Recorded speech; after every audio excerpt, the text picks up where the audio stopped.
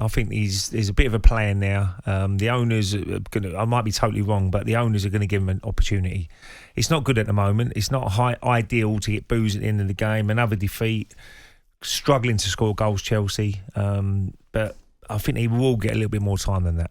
Okay, well, here's some more damning stats. Chelsea fans might not want to hear this. Everton have won more matches. They've lost more games than Wolves, scored fewer than Leeds and Leicester, and even Domino's Pizza are piping up on all of this. The company tweeted this: we've delivered about 852,609 pizzas since Chelsea last scored a goal. Is that right? Wow. Damning it is. I can't believe Domino's are getting involved. That was at 4:00 yesterday, so the number has probably obviously got a lot bigger. Chelsea fans, we want to hear from you. Do you still have faith in Pochettino? Will a new manager really fix things? Give us a call, 03717 223344. Do you agree with Mark, the caller from yesterday, who thinks 3 games left? Is it too many players are brought in at once? And, it's a merry-go-round, isn't it? I mean, when they're brought in so many players, it's really hard to gel them all together. And 3 or 4 at a time, I can see that, but not 10, 15 players. It's the turnover as well. It's the outgoings and the incomings. The problem they're going to have as well, if it doesn't work out for players, I mean, they've got 8-year contracts. You can't get rid of players. I mean, look at Mudryk. I think he's a very good player. Arsenal tried to sign him themselves.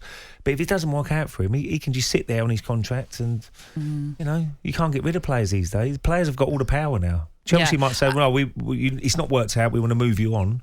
No, I'm staying here. Yeah, 8-year contracts sound good if it's going well and you're winning things. But let's talk more about Chelsea struggles, because we are joined by the 1997 FA Cup winner with the club. It's talkSPORT Scott Minto. How you doing, Scott? How you doing, Scott? Morning, guys. Trust the Brentford fan to really... Whoa! I can't talk about that, especially after this weekend. But you heard there what the Chelsea fan was saying. Do you think it really is a case of you could be giving maybe just 3 games, and if it doesn't go to plan, he could be gone? No, I don't. I couldn't disagree more. I think that's the culture that Chelsea have been used to. If things aren't going well, let's get rid. And the owners need to be very careful.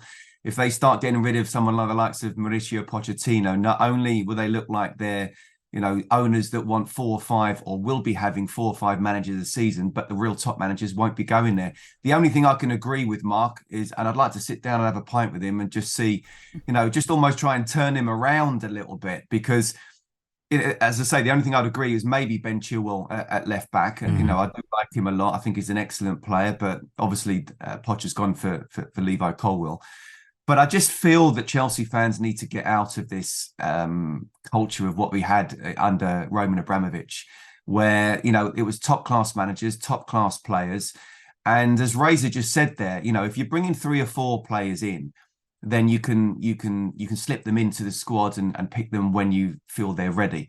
If you're bringing a whole new squad in, I feel that Graham Potter had no chance last season because of the amount of different players that were brought in, and he wasn't ready for something like that. And the fans weren't ready for someone like him.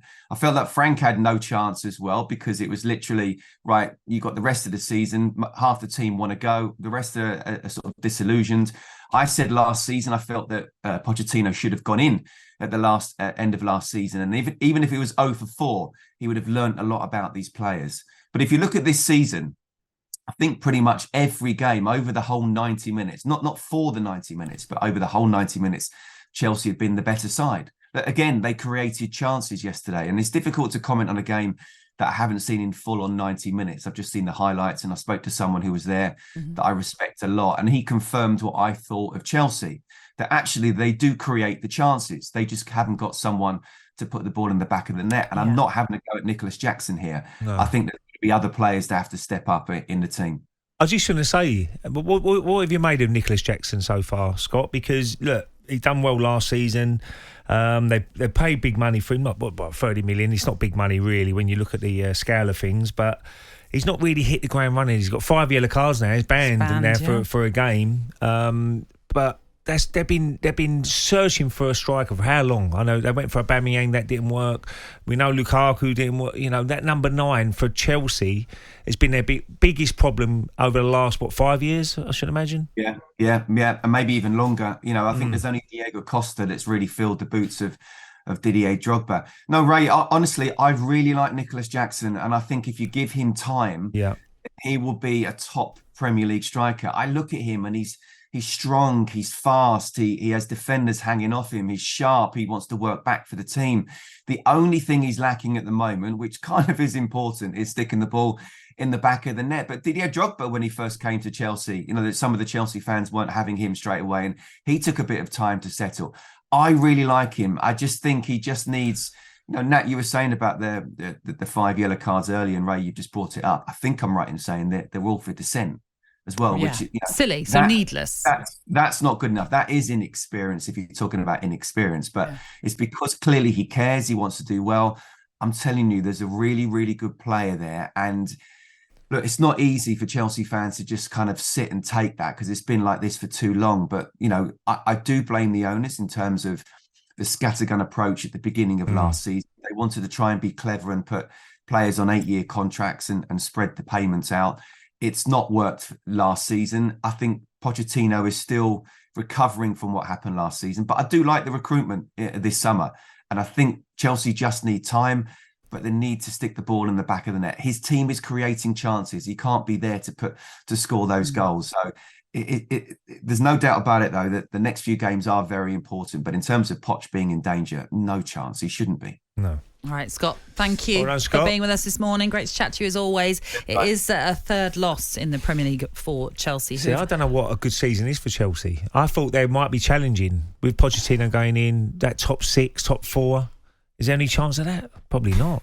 Looking at the form there. Well, no, exactly. And they've only scored 5 goals. And there are a few clubs that have only scored 5, but there's only 2 others that have scored fewer. So that kind of tells you the situation that Scott Minto was alluding to there. They have got injuries, so they have got the likes of Nkunku to come back at some point. Reece James as well. We know how great he can be at creating. It'd be interesting to hear from the Chelsea fans to say what is their expectations at the start of this season. Yeah. Where would they? Has that changed already? Yeah, exactly. Yeah. 03717 223344. Chelsea fans, give us a call.